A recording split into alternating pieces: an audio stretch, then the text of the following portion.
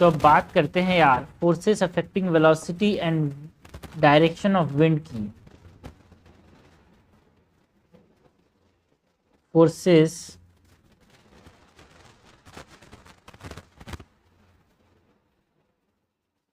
Affecting velocity and direction of wind.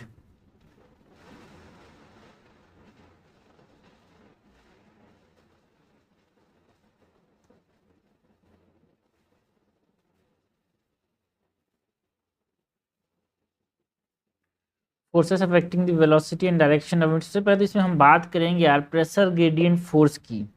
जो पहली चीज जो velocity and direction of wind को अफेक्ट करती है वो है pressure gradient force.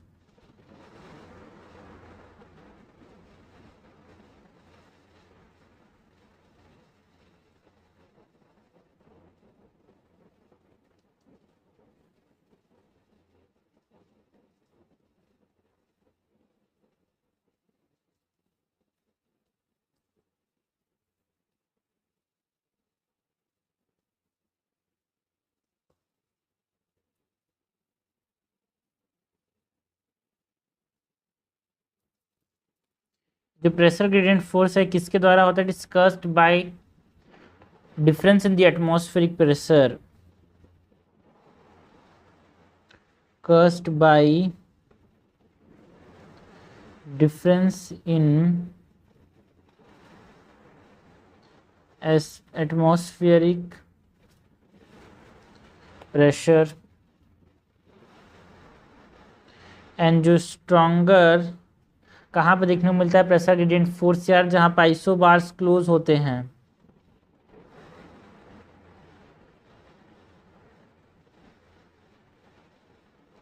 And weaker where they are far apart। जहाँ पे आइसोबार्स पास में होते हैं वहाँ पे है ना जो प्रेशर ग्रेडियंट फोर्स होता है वो ज़्यादा होता है, एंड जहाँ पे ये दूर होते हैं वहाँ पे वीक होता है। ठीक है भाई, सपोज करो ये है ना बस इस प्रकार से प्रेशर ग्रेडियंट तो ये हाई प्रेशर रीजन है। ठीक है, ये लो प्रेशर रीजन है, आइसोबार्स यहाँ पे दूर दूर रहेंगे भाई।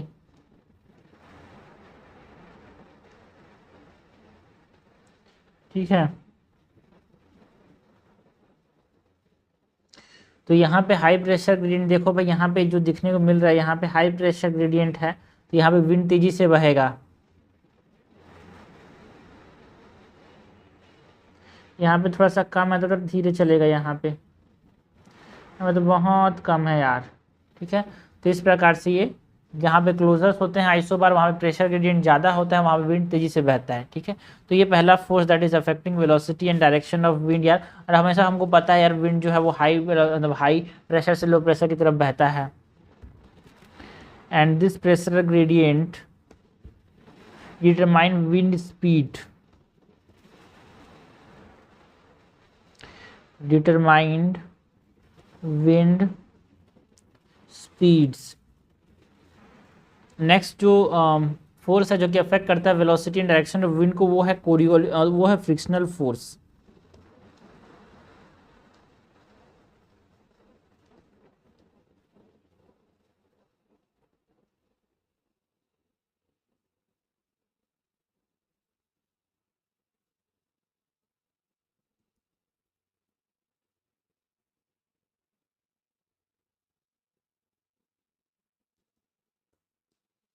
एंड ये जो फ्रिक्शनल फोर्स है it affect the wind speed. ठीक है, एंड ये फ्रिक्शनल फोर्स ज़्यादा कहाँ पे होता है? सरफेस में होता है, तो वहाँ पे स्पीड थोड़ा कम होगा भाई। Frictional force affect the wind speed and this frictional force is greatest at the surface and influence wind up to 1 to 3 kilometers above the surface। ठीक है, जो सरफेस से 1 to 3 किलोमीटर का फ्रिक्शन वहाँ पे देखने को मिलता है, और ये 1.3 किलोमीटर तक अफेक्ट करता है विंड को। ज़्यादा फ्रिक्शन कहाँ पे होगा भाई, सरफेस में, तो सरफेस पे स्पीड थोड़ा कम होगा। एंड ये जो फ्रिक्शन फोर्स है is minimal over the sea, कम होता है सी के ऊपर, minimal over the sea. Next हम बात करते हैं अबाउट दी कोरियोलिस फोर्स, जो कि अफेक्ट करता है यार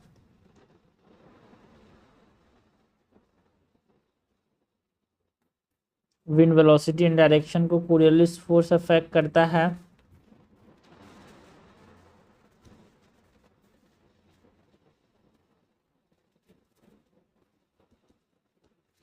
ना कोरियोलिस फोर्स क्यों होता है भाई, अर्थ के रोटेशन की वजह से, discussed by earth rotation, and ये डिफ्लेक्ट करता है wind to the right in the northern hemisphere and to the left in the southern hemisphere।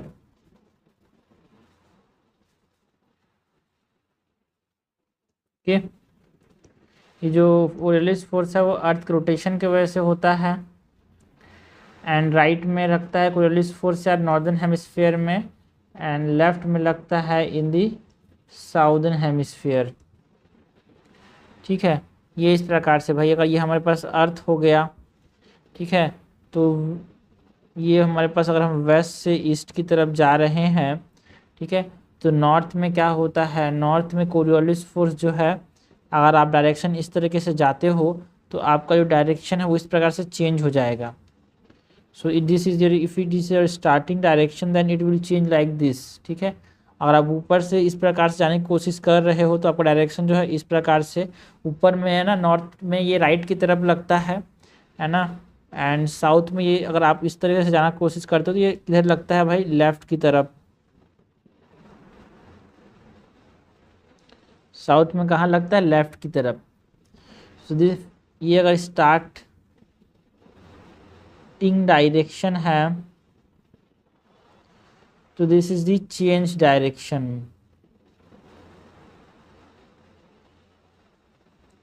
And this is the direction of rotation यार।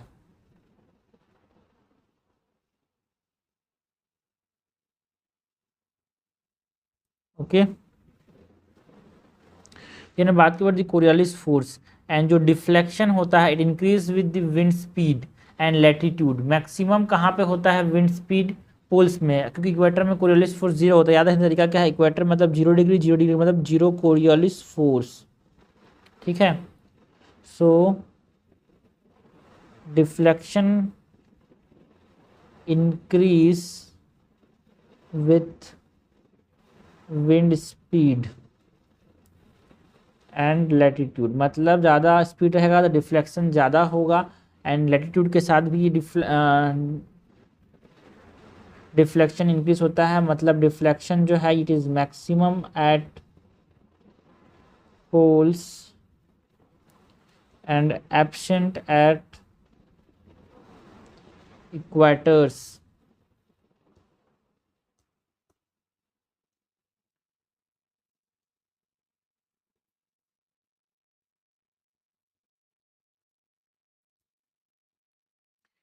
and this Coriolis force acts perpendicular to pressure gradient force. ये important है यार, सबसे important point याद रखना इस चीज़ को। जो कोरियोलिस फोर्स है वो प्रेशर ग्रेडियंट फोर्स कैसे लगता है, ये परपेंडिकुलर लगता है ना। At equator wind blow perpendicular to the isobars, eight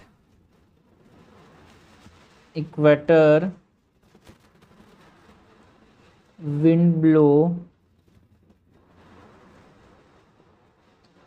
perpendicular to isobars and no tropical cyclones देखने को मिलते हैं भाई इक्वेटर के रीजन, बिकॉज वहाँ पे कोरियोलिस फोर्स नहीं होता है, due to zero Coriolis force. So no tropical cyclones near the equator, and at equator जो विंड है वो परपेंडिकुलर टू द आइसोबार्स यहाँ पे बहता है। यहाँ पे हमको समझ आ रहा है भाई, देखो आइसोबार्स के जो विंड है वो कैसे बह रहा है भाई, यहाँ पे विंड जो है वो आइसोबार के इस तरह से परपेंडिकुलर बह रहा है, wind is perpendicular to isobars, मतलब जो विंड डायरेक्शन है।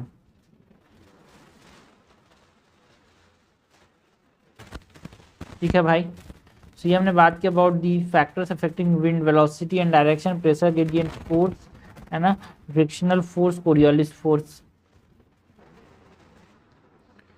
नेक्स्ट हम बात करते हैं अबाउट द विंड बिहेवियर की यार।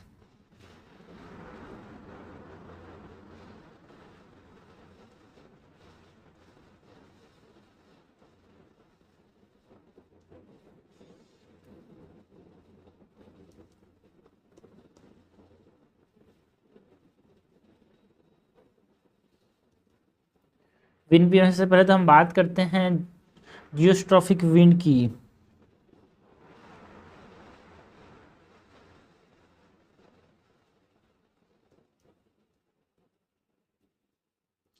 जो जियोस्ट्रॉफिक विंड होते हैं,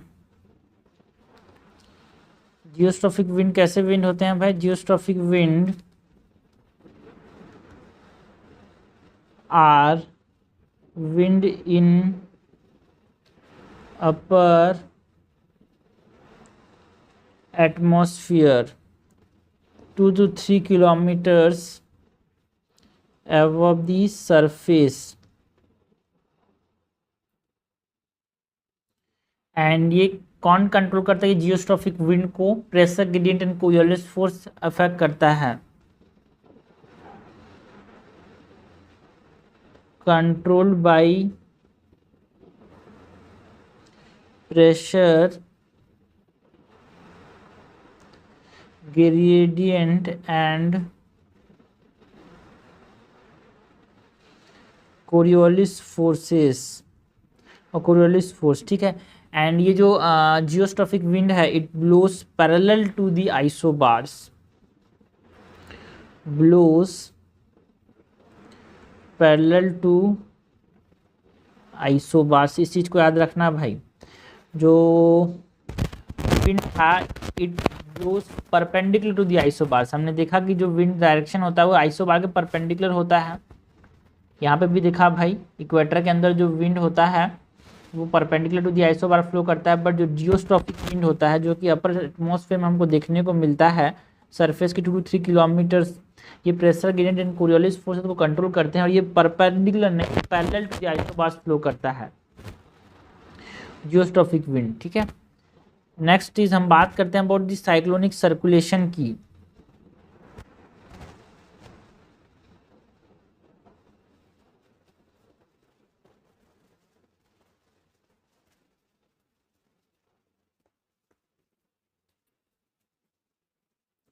साइक्लोनिक सर्कुलेशन जो है it is the wind around low pressure system. ठीक है, जो लो प्रेशर सिस्टम के अराउंड जो विंड बहता है उसको हम क्या बोलते हैं, साइक्लोनिक विंड बोलते हैं यार। एंटी साइक्लोनिक सर्कुलेशन की बात करें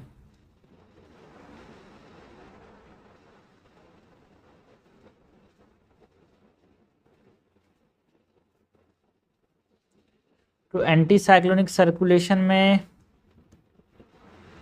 wind around high pressure system is called as anti-cyclonic circulation. Wind around high pressure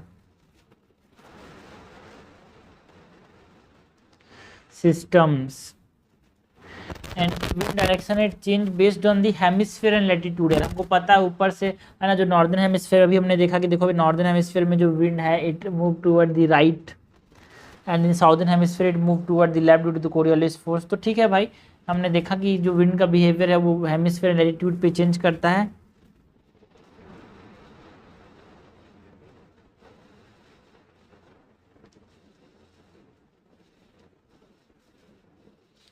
wind direction change based on hemisphere and latitude.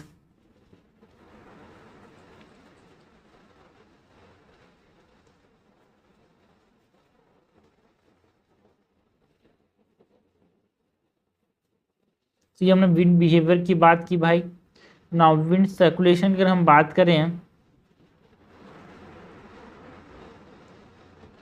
Wind behaviour के बाद हम बात करते हैं अबाउट द विंड सर्कुलेशन की।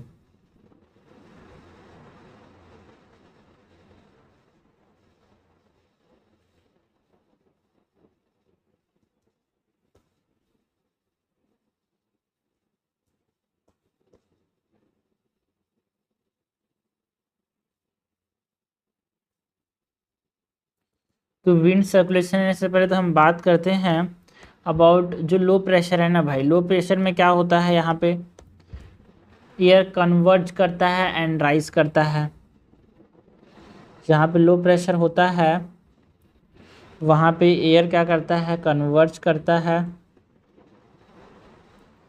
एंड ऊपर जाता है, इट राइजेस। एंड जो हाई प्रेशर रीजन होता है वहाँ पे एयर क्या करता है भाई, subside.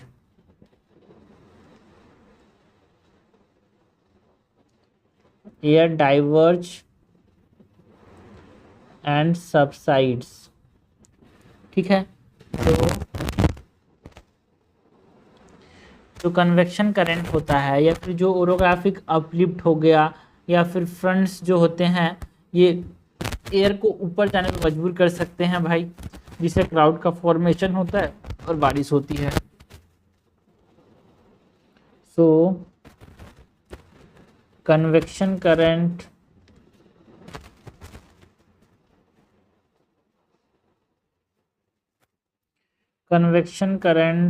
Orographic uplift and fronts can cause air to rise and this contributing to cloud formation and precipitation।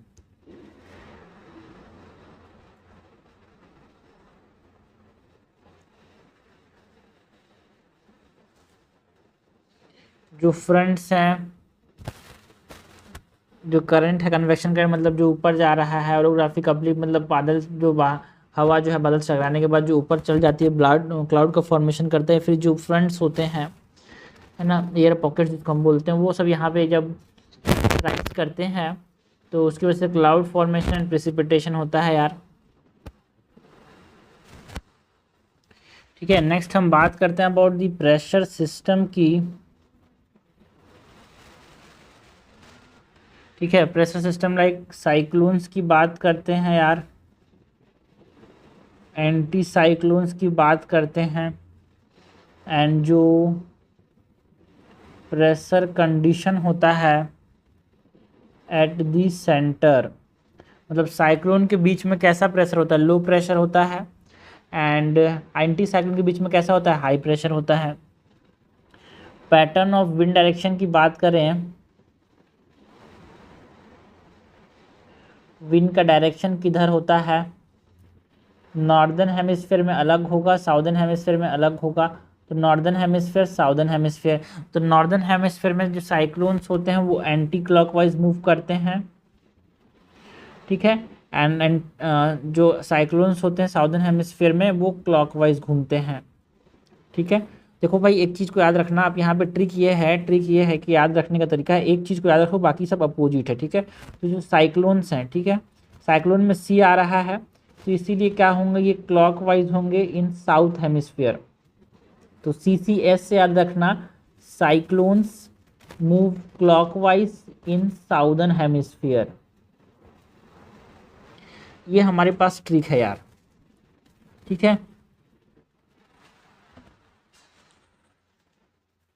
देखो भाई इसका ट्रिक है, चल छत में सोते हैं,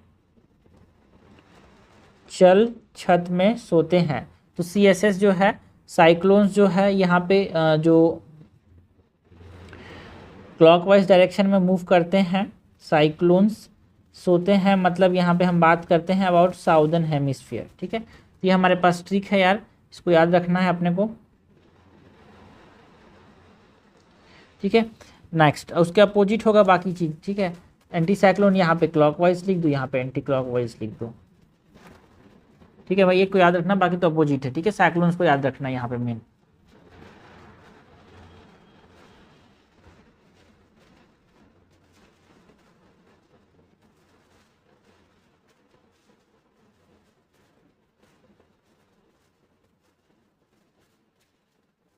नेक्स्ट हम बात करते हैं अबाउट दी एटमॉस्फेरिक सेल्स की।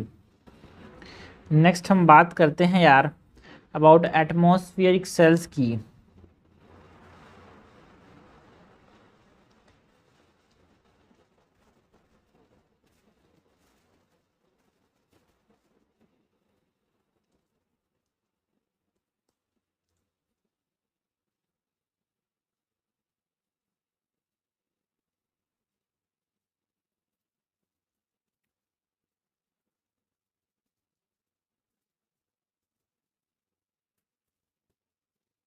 एटमॉस्फेरिक सेल्स की बात करते हैं, मेनली हमारे पास यहाँ पे 4 तरह के सेल्स देखने को मिलते हैं भाई। Hadley cells, Ferrel cells, polar cell जिसको हम एक तरह से पोलर एल्टीट्यूड्स में देखने को मिलता है, एंड वॉल्कर सेल्स, ठीक है। तो यहाँ पे ये कैसे होते हैं यार, ये सपोज करो हम इसको इमेजिन करते हैं, ये हमारे पास यहाँ पे इक्वेटर है, ठीक है। यहाँ पे 30 डिग्री नॉर्थ लैटिट्यूड है, यहाँ पे 60 डिग्री नॉर्थ लैटिट्यूड है, एंड ये सपोज नॉर्थ पोल है। इस तरह से अगर हम इमेजिन करते हैं, सो यहाँ पे लो प्रेशर कहाँ पे होगा यार, लो प्रेशर जो रीजन है वो कहाँ पे बनेगा ना, इक्वेटर के अंदर लो प्रेशर रीजन है, तो इसे इक्वेटोरियल लो बोलते हैं। एंड 30 डिग्री में सब ट्रॉपिकल हाई प्रेशर बेल्ट होता है, इसीलिए इसको हाई बोलते हैं। एंड जो सब पोलर रीजन है वो लो प्रेशर होता है, सब पोलर रीजन में इसीलिए लो बोलते हैं। एंड जो पोल्स होते हैं वो हाई प्रेशर होते हैं, इसीलिए पोलर हाई बोलते हैं, ठीक है। तो जो लो प्रेशर होगा वहाँ पे क्या होगा, वहाँ पे एयर ऊपर जाएगा भाई। अभी हमने देखा एयर जो होता है लो प्रेशर में ऊपर जाता है, तो इस प्रकार से ये लोअर ऊपर जाएगा, ठीक है। इस प्रकार से ऊपर जा रहा है, एंड जो लो प्रेशर था ऊपर गया, एंड जो हाई प्रेशर रीजन है तो इस प्रकार से नीचे आता है भाई, कहाँ पे,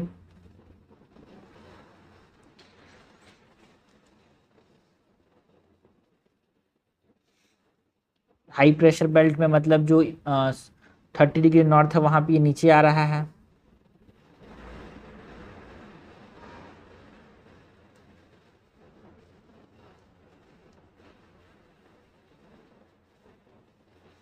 ओके।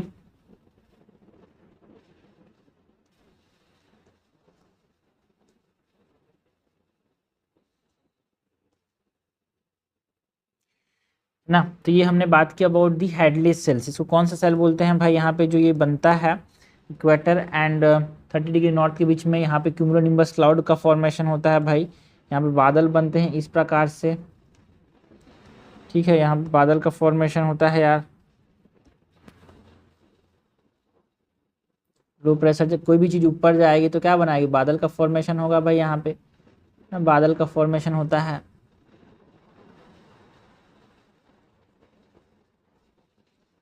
एयर राइज करेगा, क्लाउड का फॉर्मेशन करेगा भाई यहाँ पे। सो इसीलिए क्यूमुलोनिम्बस क्लाउड का फॉर्मेशन होता है भाई इक्वेटर में,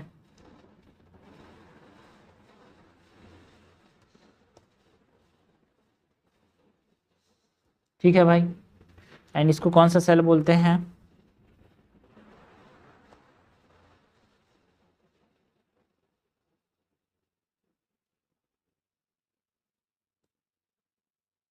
हेडले सेल, ठीक है, इसको कौन सा सेल बोलते हैं भाई? हेडले सेल बोलते हैं। कहाँ पे बनता है ये?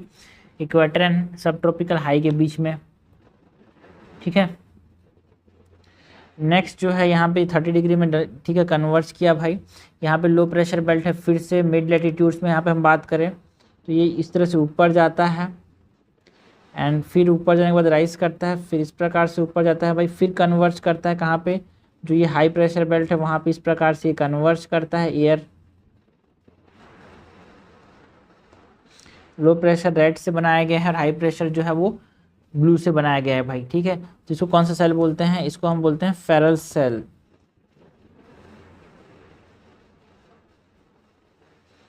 इसके बाद जो हमारे पास नेक्स्ट है, ये भी लो प्रेशर, तो फिर से यहाँ पे उठेगा भाई, है ना।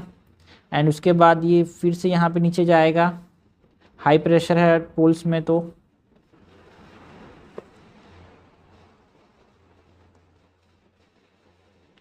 इसको कौन सा सेल बोलते हैं यार? इसको बोलते हैं हम लोग पोलर सेल। पोलर रीजन में इसने नाम दिया पोलर सेल, ठीक है। 4 सेल है यहाँ पे हमारे पास, Hadley cell, Ferrel cell and polar cell, ठीक है। तो इसमें एक चीज़ को यहाँ पे समझने की चीज़ है यार, क्या है कि देखो ये ट्रॉपिकल है ना, ट्रोपोपॉज यहाँ पे इतना ऊंचा होता है, फिर यहाँ पे मिड लेटीट्यूड में ट्रोपोपॉज कुछ यहाँ पे होता है एंड पोलर ट्रोपोपॉज कुछ यहाँ पे होता है।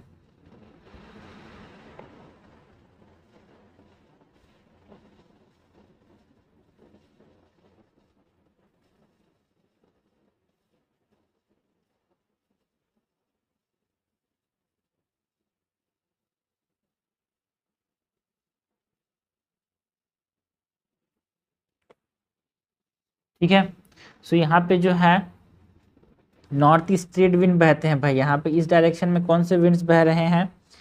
यहाँ पे हमको जो नॉर्थ ईस्ट ट्रेड विंड बह रहे हैं इस डायरेक्शन में,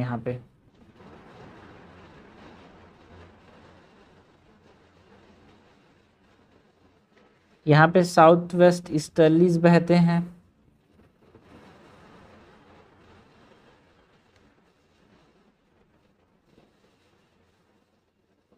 वार्म साउथ वेस्टर्लीज यार।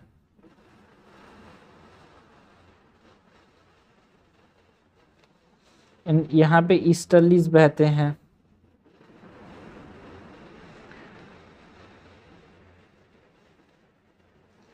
ठीक है। तो ये हमने बात की अबाउट दी एटमॉस्फेरिक सेल्स की यार। नेक्स्ट इसको हम समझते हैं यहाँ पे। सबसे पहले तो हम बात करते हैं हेडले सेल की। ये जो बना हुआ है हेडले या फिर ट्रॉपिक्स में जो बनता है उसको हेडले सेल बोलते हैं। सो सबसे पहले तो हम बात करते हैं हेडले सेल्स की।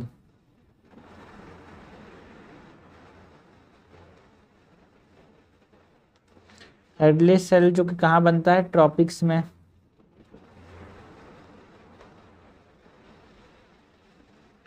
तो ये ट्रॉपिक्स में जो हेडले सेल बनता है भाई, ये अगर हमारे पास बात करें ITCZ की, एट ITCZ हाई इंसुलेशन होता है। कैसे बनता है उसकी बात कर रही है।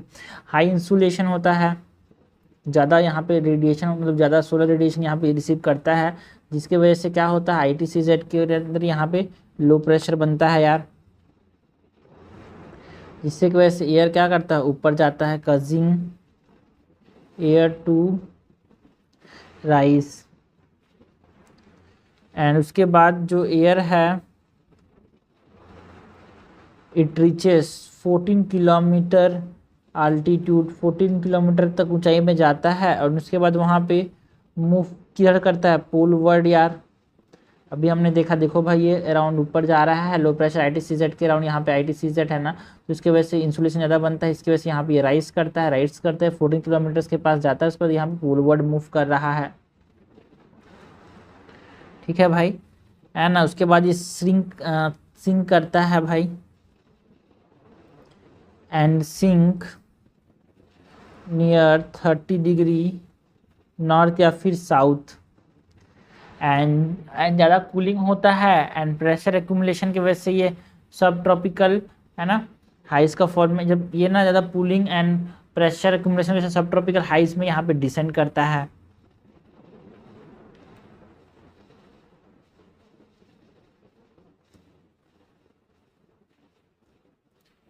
Due to cooling and pressure accumulation forming subtropical high and near the surface जो एयर है it flows back to the equator as easterlies. ये देखो भाई, यहाँ पे ये सरफेस के पास ये जो है इक्वेटर की तरफ वापस जा रहा है स्टर्लिस यार, एंड उसके बाद कन्वर्ज कर जा रहा है to the ITCZ north eastern स्टर्लिस। एक प्रकार से ईस्ट से ही आते हैं इसीलिए ना, कन्वर्जिंग एट दी ITCZ।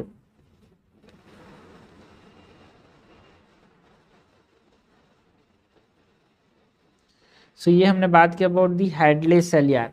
जो हेडले सेल है यहाँ पे लो प्रेशर होता है इंसुलेशन की वजह से, इसकी वजह से एयर ऊपर जाता है। ठीक है भाई, एयर ऊपर जा रहा है, उसके बाद ये मूव करता है पोल वर्ड 14 किलोमीटर तक ऊंचा जाता है। उसके बाद एंड ये सिंक करता है around 30 degree north and south latitudes में। And due to cooling and pressure accumulation यार ये सब ट्रॉपिकल हाई में फिर से गिरता है, सबसाइड करता है उस रीजन में। एंड उसके बाद ये इक्वेटर की तरफ वापस से मूव करता है सिस्टर्लिस यार, एंड कन्वर्ज कर जाता है at the ITCZ, converging at the ITCZ। Okay, ये पूरा सर्कुलेशन हमने क्या नाम दिया, हेडले सेल नाम दिया भाई। ये जो पूरा सर्कुलेशन है ये क्या है, हेडले सेल। ठीक, नेक्स्ट हेडले सेल के बाद हम बात करते हैं अबाउट फेरल सेल की, जो कि कहाँ पे देखने को मिल रहा है। फेरल सेल जो है मिड लैटिट्यूड्स में देखने को मिल रहा है यार। हेडले सेल के बाद हम बात करते हैं अबाउट दी फेरल सेल की, जो कि हमको कहाँ पे देखने को मिलता है, मिड लैटिट्यूड्स में।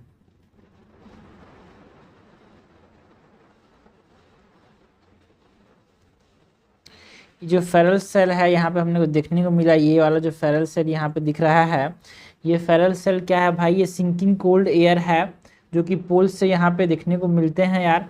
एंड जो राइजिंग वार्म एयर है फ्रॉम दी सब ट्रॉपिकल हाइस, ये जो सब ट्रॉपिकल हाइस से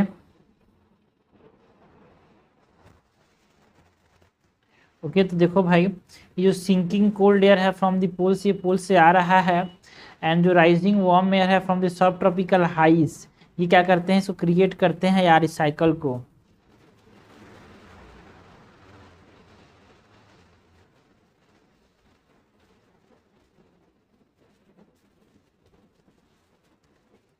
So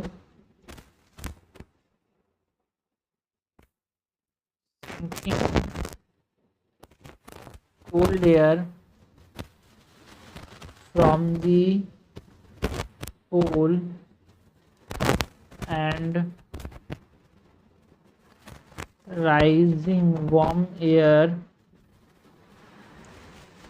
from subtropical high creates this cell। And जो सरफेस विंड है in this region are westerlies. ये देखो भाई, सरफेस विंड जो है यहाँ पे ये साउथ वेस्टर्लीज के नाम से कहलाते हैं। ठीक है, राइजिंग एयर जो है वो कहाँ पे है, warm air from the sub tropical high and sinking cold air जो कि पोल से आ रहे हैं, आज वो इसको बनाते हैं। ठीक है, तो ये हमने बोला फेरल सेल की, जो कि मिड लैटिट्यूड में देखने को मिलता है। नेक्स्ट जो है वो है, हम बात करते हैं अबाउट दी पोलर सेल, जो कि पोलर लैटिट्यूड्स में देखने को मिलेगा।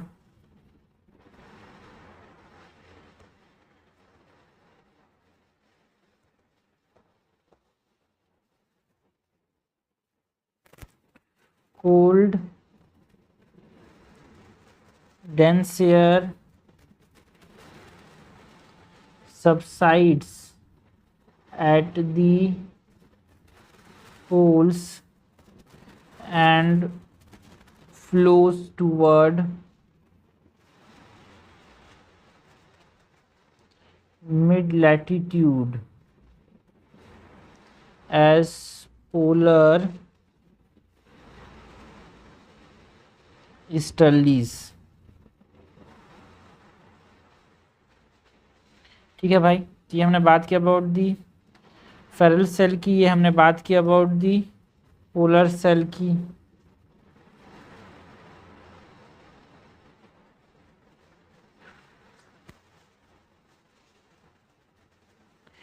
नेक्स्ट हम बात करते हैं about the Walker cell. Walker cell अगर हम समझें वॉल्कर सेल होता क्या है।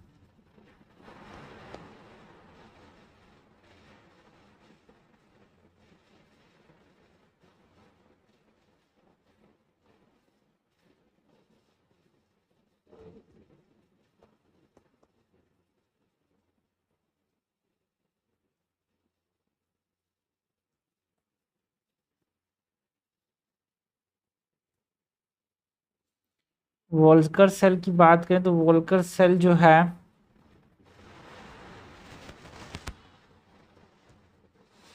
जो सेंट्रल पैसिफिक ओशियन में जो वार्मिंग एंड कूलिंग इम्पैक्ट देखने को मिलता है एटमॉस्फेरिक सर्कुलेशन का, उसको हम वॉल्कर सेल बोलते हैं भाई। Central Pacific ocean warming and cooling impacts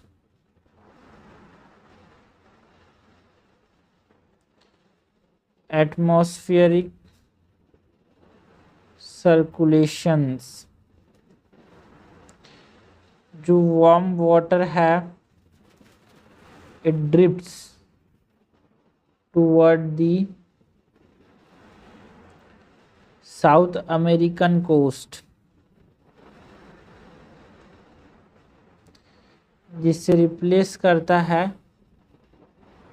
replacing the cool Peruvian current.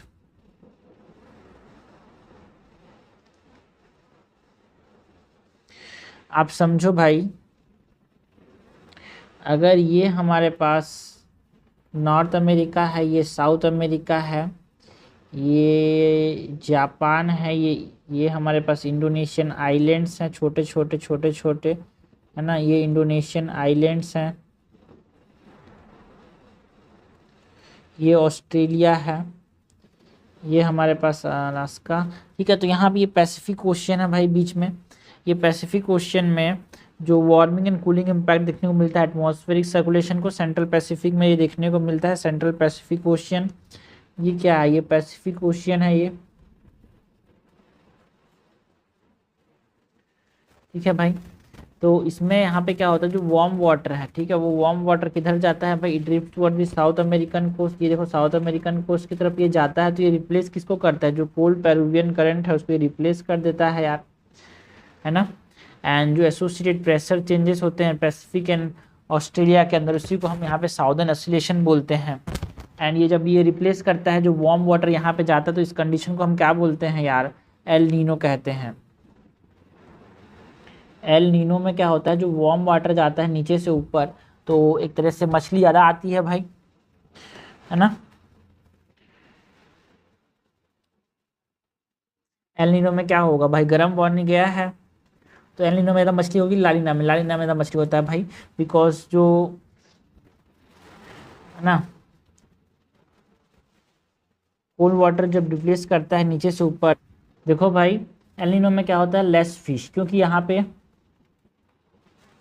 Warm water जा रहा है ना भाई, तो वार्म जो होता है उसमें न्यूट्रिएंट कम होता है, इसीलिए drastic reduction in the fish population देखने को मिलता है। अल नीनो की वजह से यहाँ पे ज़्यादा बारिश होती है भाई, ठीक है, और यहाँ पे बारिश होती है तो यहाँ पे ड्रॉट देखने को मिलता है यार, यहाँ पे ऑस्ट्रेलिया में।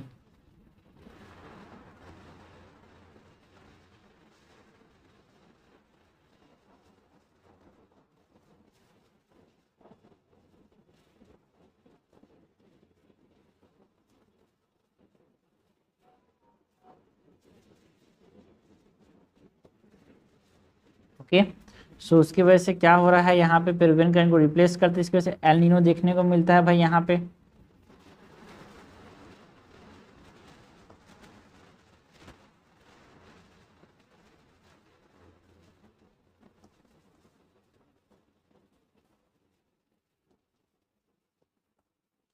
एंड जो associated with pressure changes, Pacific in Australia में जो प्रेशर चेंजेस देखने को मिलते हैं, इसके वजह से जो वार्म वाटर गया उधर, उसकी वजह से जो प्रेशर चेंजेस देखने को मिलते हैं पैसिफिक एंड ऑस्ट्रेलिया में, इसको क्या नाम दिया, साउदर्न ऑसिलेशन यार।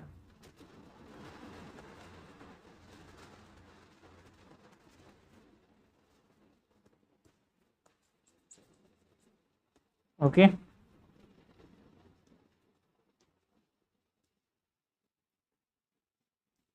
साउथ अमेरिकन कोस्ट में वार्म वाटर जाता है तो उसको हम बोलते हैं El Nino. Cold Peruvian current replace कर जाता है एंड कोल्ड करंट में ज़्यादा फिश न्यूट्रिएंट होता है, तो यहाँ पे कम, एल नीनो में ज़्यादा बारिश मतलब ज़्यादा फिश मिलता है यार यहाँ पे। ठीक है, तो ये हमने बात की वॉल्कर सेल की। नेक्स्ट हम बात करते हैं एल नीनो साउदर्न ऑसिलेशन की। ठीक है, इस एल नीनो साउदर्न ऑसिलेशन में क्या देखने को मिलता है अपने को,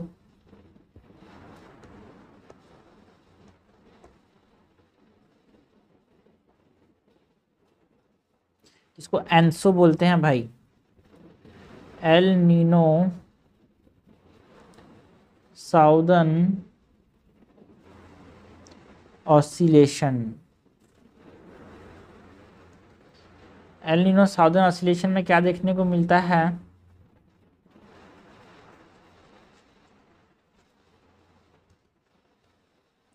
हैवी रेनफॉल देखने को मिलता है साउथ अमेरिका में। यार देखो ये भी हमने देखा है, एल नीनो में क्या हो रहा है, बारिश हो रहा है यहाँ पे, ये टुप टुप टुप टुप बारिश हो रहा है यहाँ पे, टिप टिप बरसा पानी। सो क्योंकि वार्म वाटर गया है तो क्लाउड का फॉर्मेशन होगा, बारिश होगी, लेस न्यूट्रिएंट होगा। So heavy rainfall on South Americas and जो वेस्ट कोस्ट है ये ईस्ट साइड है, ये वेस्ट साइड है। तो अफ्रीका में, साउथ अमेरिका में बारिश हो रही है, जो ड्रॉट है वो ऑस्ट्रेलिया में देखने को मिलता है एंड एरिड वेस्ट कोस्ट, है ना। ड्रॉट कहाँ पे देखने को मिलेगा, इन ऑस्ट्रेलिया। एंड जो एल नीनो है, जैसा ऑस्ट्रेलिया में कंडीशन बनता है वैसा इंडिया में बनता है। सो सम टाइम इंडिया में भी ड्रॉट देखने को मिलता है एल नीनो की वजह से। एंड फ्लड्स कहाँ पे देखने को मिलते हैं यार, इन चाइना, एल नीनो की वजह से। तो बहुत सारे कंट्रीज अफेक्ट होते हैं इस चीज़ से। एल नीनो में फ्लड्स चाइना में देखने को मिलेंगे। सूखा कहाँ पे पड़ेगा भाई, सूखा पड़ेगा यहाँ पे ऑस्ट्रेलिया के अंदर, इंडिया के अंदर। हैवी रेनफॉल कहाँ होगा, साउथ अमेरिका में। ठीक है, तो ये हमने बात की अबाउट दी वॉल्कर सेल की, ये हमने बात की about ENSO El Nino southern oscillation की, हमने बात की Hadley cell, Ferrel cell, polar cells की, एटमॉस्फेरिक सेल्स जो है ये सब, है ना। विंड सर्कुलेशन कैसे होता है, लो प्रेशर हाई प्रेशर में जो है एयर ऊपर जाता है नीचे जाता है, सब कन्वर्ट करता है, सब देखा हमने। ठीक है, geostrophic wind, cyclonic circulation, anti cyclonic circulation की बात की विंड बिहेवियर में। उससे पहले हमने बात की कैसे कैसे कौन कौन से फोर्सेस जो कि अफेक्ट करते हैं वेलोसिटी को, डायरेक्शन ऑफ विंड को, जिसमें हमने बात की about the pressure gradient force, frictional force, Coriolis force.